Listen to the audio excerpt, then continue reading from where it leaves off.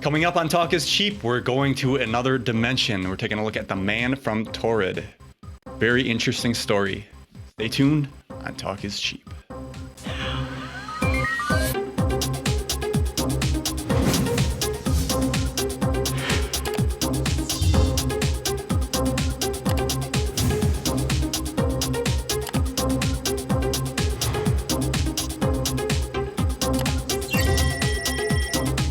Welcome to Talk is Cheap, where cheap is talk and talk is cheap. Ladies and gentlemen, Dan Holfeld here in the house. Pete Hall Blythe to my left. Good evening, planet Earth and beyond. Welcome to another great episode of Talk is Cheap. Yes, yes, yes. And we are also blessed with none other than Jenny Stanton from the UK over there. How you doing, Jenny? Hello, I'm good, thank you. How are you? Pretty damn well. We're going to have some nice weather over here finally, Pete, right? Yes, beautiful weather. And Jenny, has your country recovered from the Trump visit yet? No, they're still crying. They're crying so much, it's torrential rain here now, so they're dreadfully upset about it. Oh, yeah. Right on. I figured I had to ask. There you go. All right, ladies and gentlemen, we got a great episode here today. The man from Taured, and we thought this is getting into like parallel realities, and it's very interesting how this works because this guy shows up in a nutshell out of nowhere at the airport from a country that doesn't exist. That's like the basic line of this whole thing, Right? Just showed up off an airplane that landed in Japan, I believe, right? Yep. So I'll break this story down here. I'm gonna just put this up here as I go through it. It seems like Mandela effect on steroids here or something, right? Oh, yeah, definitely. Funny how the Mandela effect keeps creeping into our topics, isn't it? So the man from Taured, a country that doesn't exist. So in July of 1954, at the Tokyo airport in Japan, there was a bearded European traveler dressed in a suit. He was Caucasian. He came to the line and gave his passport or whatever, and it showed that he was from this Taured country. And a little backstory here, his native tongue is French, and he speaks fluent Japanese. And this has been his third trip that he took with this company. This was a company trip that he was going business on. trip. Oh, that would suck. So he's taken previous trips to Japan and elsewhere. And when they said, hey, we never heard of this Taured, can you show it to us on a map? And he did. He pointed it out. I got it up over here, and it's actually located where between Spain and France here on the map, which is actually Andoria. Where's Luxembourg in that mix? No, we don't need to get there. Sorry. Way off topic, Pete. Yeah, no, sorry. I thought Luxembourg was in there somewhere too. So some interesting facts about Andoria, because I had to look this up quick too. We got 16th smallest country in the world, 11th smallest by population. Andoria has never been in a war in almost 1,000 years. Good for them. No national bank, has never had its own currency. They use the euro. Andoria is not part of the EU, EFTA, or the Eurozone. Andoria has the 8th highest life expectancy in the world. That's 82.9, which is interesting. Wow. Because why does that make a difference? Is it because of like not much stress? You're not into all Yeah, the you haven't crap? fought wars for this long, or no country's messing with you. You're too small. You're not involved with the European Union. Yeah, which is falling apart. Oh, yeah. So also, Andoria was neutral in World War II. They never took a side. They basically kind of just... How did they avoid invasion? What it says here is Andoria took no sides in World War II after the German invasion of France. The Germans had an outpost on the French side of the Andoria border, but never had troops inside the country. Andoria was often used for smuggling during the war, and French partisan forces often took downed Allied pilots there to safety. So it was really kind of a safe zone. Yeah, but that doesn't make any sense. Why would they just leave? Because it's so small. It's like, oh, who gives a crap about that well, place? that's where everybody's, going though, right? If you're running, hey, they're not in it, It's more safe space, isn't it? Yeah. Safe space. The original safe space. Uh-huh. So, So, that's funny. Jen, that you mentioned that because, if you ever have to like time travel or something, just go to Andorra. You know, it's always peaceful and people live a long time there. Well, another thing that's interesting, it's only 25 miles from one side to the other. Oh, that's not like, very you know big how of a- small that is? That's tiny. Yeah. That's crazy. Population of 77,000. And they actually have a place at the UN. Really? So back to the story. Yes. He had the ID from there. And they were kind of wondering, like, well, his story's not lining up. This place doesn't exist. They thought maybe he was a trafficker or smuggler. Now, my thing is, if he really was, why would you make up a crazy story? A fake country, right? You know? That's like obviously going to put an exclamation mark over you. Yeah. So what they did, they didn't know what to do with this guy. All right, we'll just put him up for the night. They took him to a hotel, posted 2 guards outside of his room. And now the window on this room was high above the streets. I think I read somewhere it was like 5 stories or something like that. But I tried to find that again and I couldn't find it. So it was high up. You ain't going to jump out of this window. There's no balcony or ledge on it. And then when they went the next day they wanted to question him further, he disappeared. Completely gone. The guards never seen anybody leave that room. And the fact that it wasn't possible to even go down from the window, crazy. So he went into this room and then just disappeared. So something happened in the dimension, you know. Snap back. I guess the universe realized its mistake and put him back to where he was. Come again. Yeah. But the other thing is, they had his stuff. They had his checkbook, passport, and driver's license. This all disappeared from the airport security room as well. Oh, that's convenient Very for convenient. the story, right? Jumping back here, the checkbook, I want to touch upon this because the checkbook, I'll go this full screen with you guys. The bank that issued his checkbook could not be found anywhere either. Wow. So no knowledge of the bank that he had his checkbook. I mean, really though, you know, right here we've got a good story so far. You're getting to my point. Yeah. Uh-huh. I'm sorry. I didn't mean to. Like a movie script to me than anything. You know, I like it, but the thing is, though, is that there's been other accounts of this sort of thing happening. Yes. I remember reading an account of some guy that got ran over in New York City, and he either had stuff from the future or stuff way from the past or something. I can't remember the details of that. Uh-huh. But this type of account isn't necessarily unheard of. Uncommon. Uncommon. You're gonna say Yeah, uncommon. I was gonna, but it's uncommon, but it's not unheard of.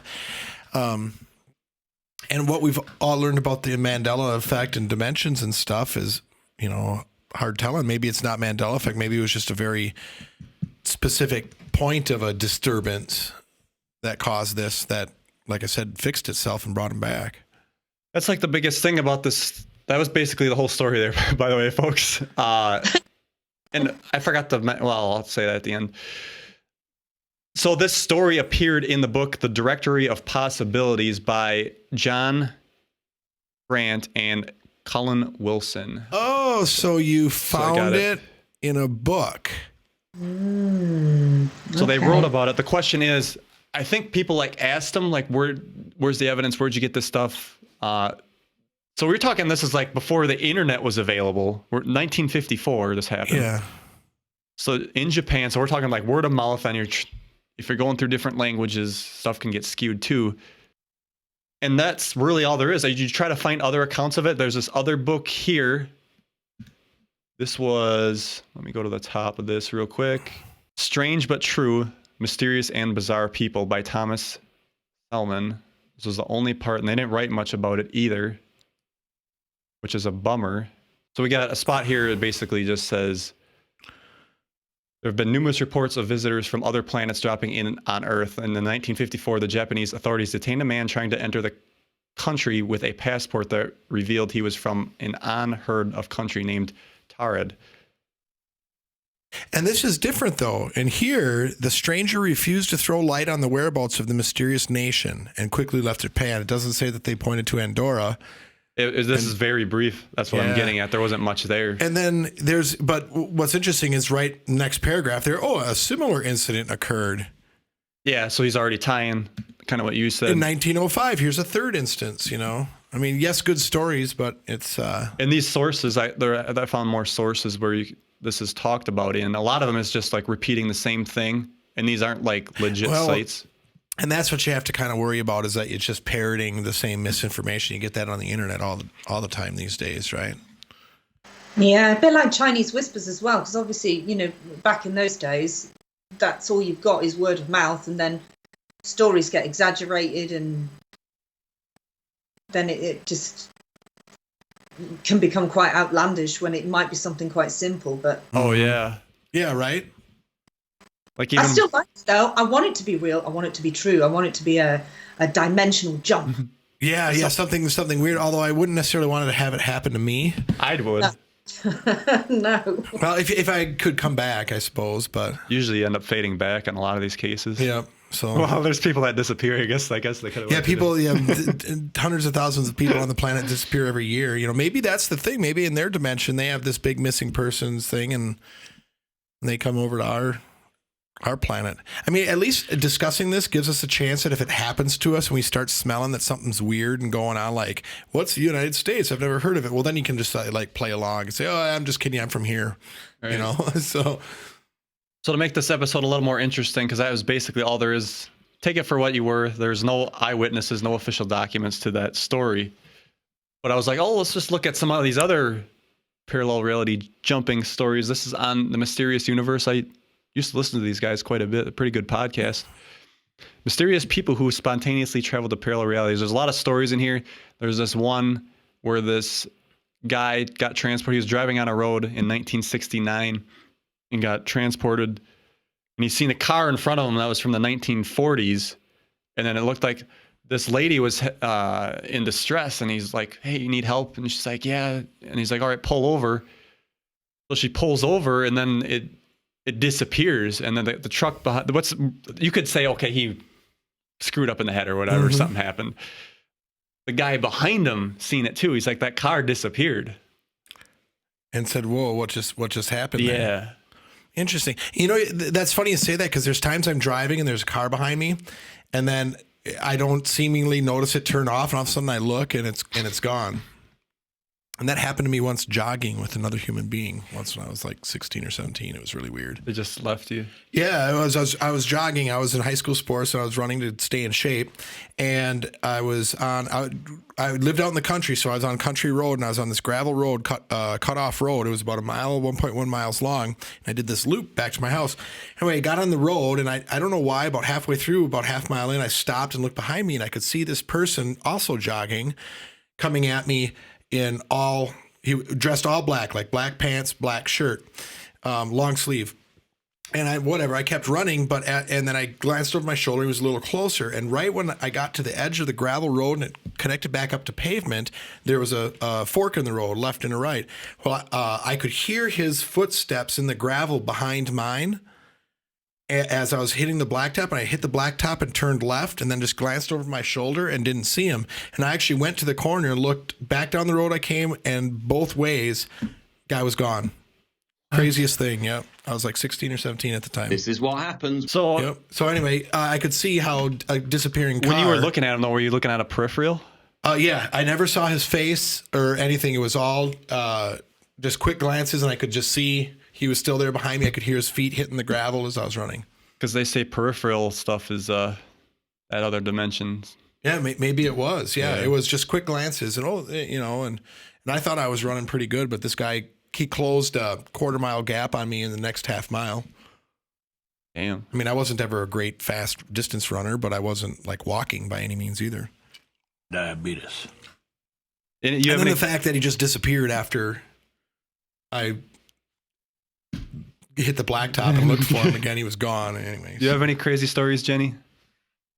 I think I told you one of the ones that was in a way similar when we last spoke, where I used to live in a 300-year-old pub. Ooh, fun. And I thought it really wasn't fun. So not fun.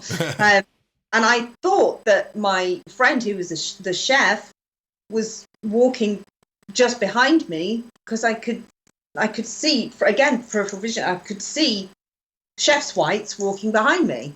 And I turned to talk to him, and there was absolutely nobody there. And I'm like, and he was on the other side of the building. Yep. So how long talking to this thing dressed in white? But yeah, that really creeped me out. But it didn't surprise me because all sorts of stuff went down when I lived there. So yeah. Yep. And it's funny too, because I think that might happen a lot more than people realize, but they're just not receptive to it, not paying attention to it, or just dismiss it as, oh, that was weird, and on they go.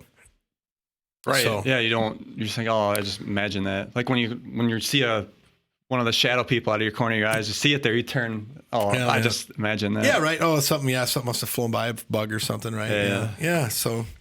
And then you get those concrete videos like I showed on the show. Oh, that was creepy. That's crazy. Those were good videos. They were creepy. Yeah. So I'm going to read. Go ahead, Jenny. Which video was that? The Shadow People episode I did. I actually showed the clouds and they had it on video. The smoke Yeah, you and could stuff. see weird cloudy stuff moving across cameras, and not only like security cameras, but people's like home videos and stuff. Oh, yeah. And it was crazy. We did catch something recently that, because you just mentioned bugs then, which it was really weird. We went, my family and I were walking through this field and we saw this really nice wooded area and we wanted to get into it. And it was just surrounded with thorns and nettles, and there was just no way we could have got through it. So we decided to walk through a wheat field around the side of it. And then we noticed a little snicket that we could go through. So we went in and instantly the energy changed. And we felt like this is like a nature spirits area. We're very honoured to have even found a way in. And we were very respectful and we were very grateful. And of course I got my pendulum out and I'm like asking questions and stuff. I'm like, where is it? Where is it? And it was spinning like crazy. And I was like, okay. So I said to my daughter, right, we need to be very respectful of this area. It's time to leave. But before I go, I want to ask if this is a nature spirits and fairies area, can you please give us a sign? Please give us something, give us a sign. And not much happened, so we left. Well, we were walking round the outside of it again, and past me flew this absolutely beautiful insect. I don't know what it was, and it went to land on a plant at the side. So I do what I always do. I like taking pictures of insects, and I can get really good close-up shots if they're still. So I got my camera out and I went to take a picture, and it was just blurry. And I'm like, oh, I can't get a good shot. I took it again and again and again. Every single shot was blurry. So my husband got his phone out and went, I'll use my phone, don't worry. He did the same thing. Every single shot he took was blurry. And I just said, hang on a minute. I said, can you give me a sign? And I think that it was some sort of nature spirit or fairy. And we could see it with our eyes very clearly. It was this beautiful insect with these very pale blue, really pretty pale blue wings. It didn't look like a dragonfly or a damselfly or anything that I've seen before. It was very, very unusual. Well, I posted the pictures in my Facebook group for people to see. I'm like, I'm not joking. Picture after picture, it was just blurry. And then I posted pictures that I'd taken of bees landing on flowers that I could get really, really close, and you could see all the detail on the wings and everything. So it wasn't, my skills or my camera that was the problem. I'm absolutely certain that was our sign, was this thing we just could not take a picture of. No matter what we did, we tried everything, we just couldn't get it. Now, did the leaf and the leaf it was on, did that come in clear, or was that? It was clear. Except for the insects. Oh, yeah. Wow. That is cool. Yeah. This is interesting because we're going to be going to East City. We're supposed to see fairies and stuff over there. Oh, really? So, yeah. It'll be interesting We're to gonna see have if we can get some Yeah. Footage or pictures of Yeah. that. Exactly. Fairies, kind of in a sense, I'm very apprehensive around them, because that concept opens up a whole different realm of understanding to me when we talk about.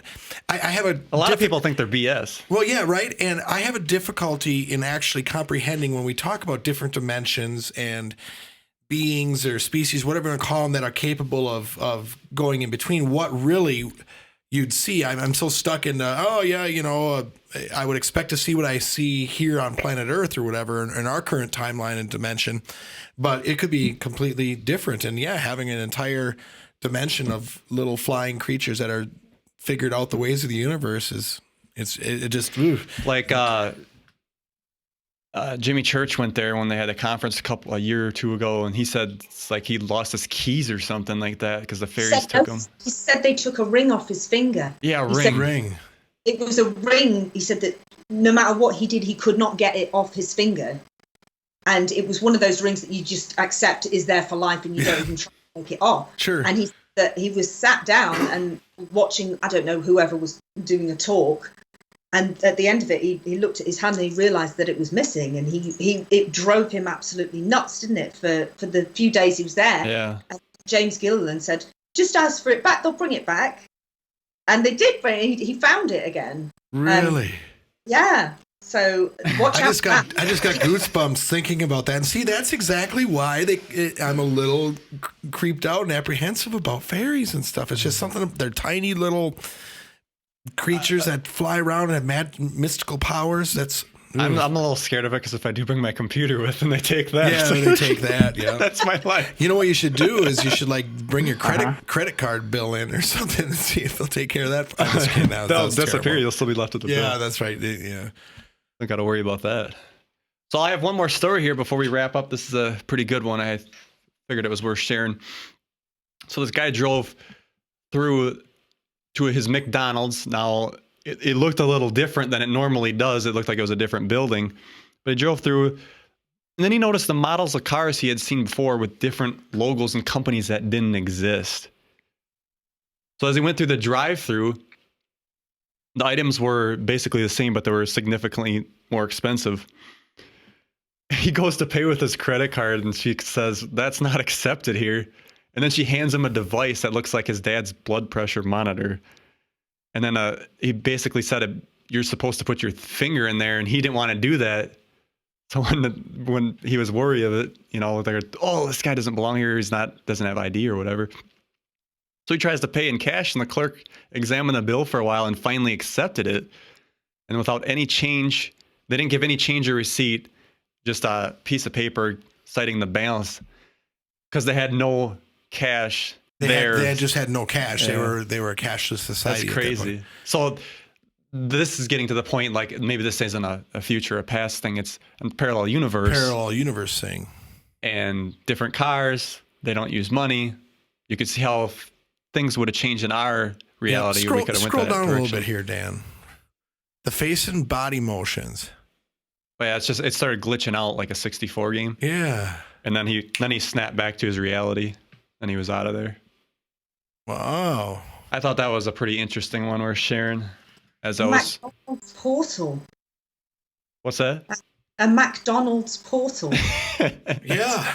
That was Life is complete. A McDonald's portal. That's awesome. Also a small seasoned Curly's. Finally, I had a appropriate place to use that sound drop. the seasoned Curly's, right? He queued that one up. Oh, He was this waiting one I all should- night for it. 4 chicken McNuggets. Take 2, and anyway. Okay, So I wanna- that's interesting. So yeah, stuff like this has at least been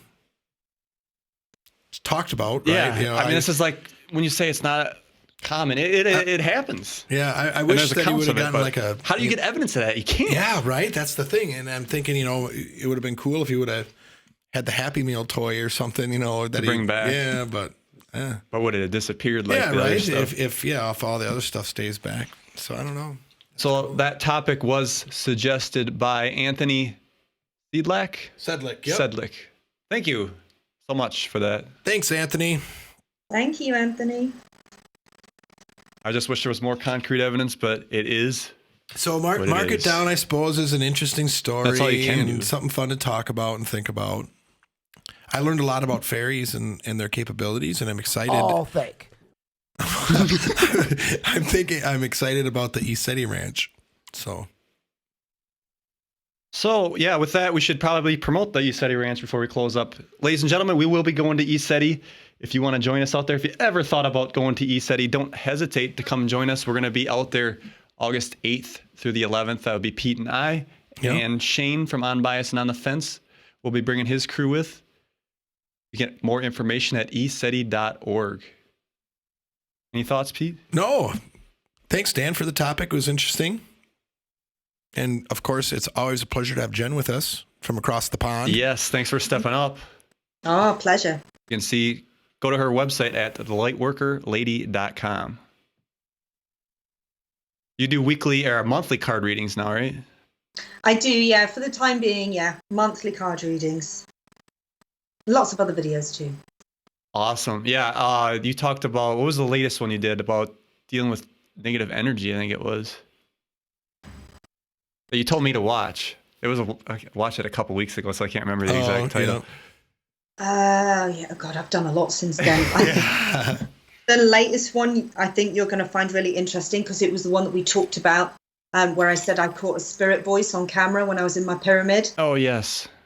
I uploaded that, and that is now on my channel. It's called Spirit Voice Caught on Camera, and people are going nuts over it. Everyone who's hearing it is like, oh my God, what the hell? Oh, well, you're going to be here for the next episode. We're going to have, that will air in 2 weeks. Maybe we should get that queued up and play that for the audience. That'd be interesting. Oh, that would be interesting.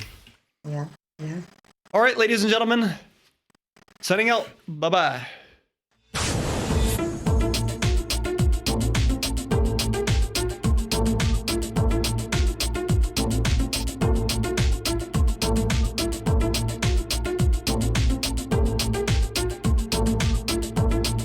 Thanks for listening.